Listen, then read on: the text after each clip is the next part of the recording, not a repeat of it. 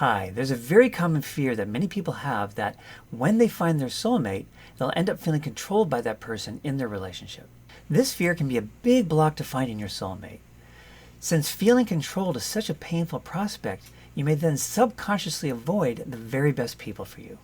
In this video, I'm going to talk about where this fear comes from and then how to use EFT tapping to heal the source so that you are no longer scared of being controlled and you're able to be with your soulmate.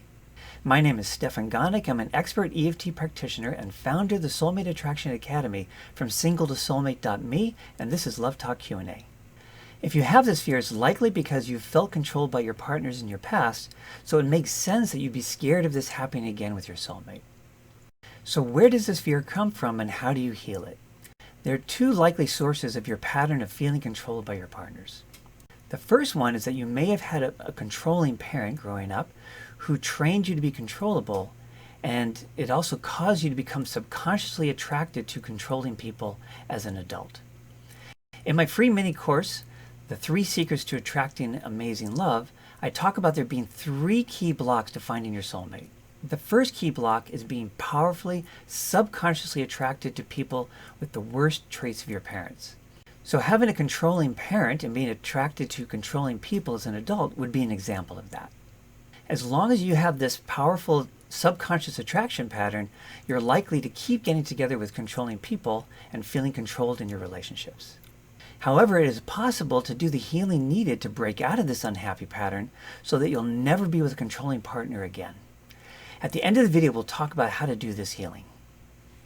Okay, so now let's talk about the second possible source of your pattern of feeling controlled in relationships. This would be if you're someone who has a hard time expressing and enforcing boundaries. If you have a hard time with boundaries, then you'll end up feeling controlled by all partners, even non-controlling ones, because you will tend to go along with things that you don't want to do and end up feeling resentful and controlled. So where does this pattern of having a hard time with boundaries come from? This could happen if you were not allowed to have boundaries as a child. Having boundaries as a child would include being able to say no to things and having your no respected, being okay to question things, and being okay to have different viewpoints from your parents. Some parents don't allow that kind of thing with their children, and this would result in a child learning that it's not okay to have boundaries. And if you had an angry parent, it may not have felt safe to have boundaries because you could have been yelled at or even hit. So these are the sources of feeling controlled in your relationships, and it explains why it keeps happening. You're either subconsciously attracted to controlling people, or you have a very hard time saying no, so you end up feeling controlled by all partners, or it could be both.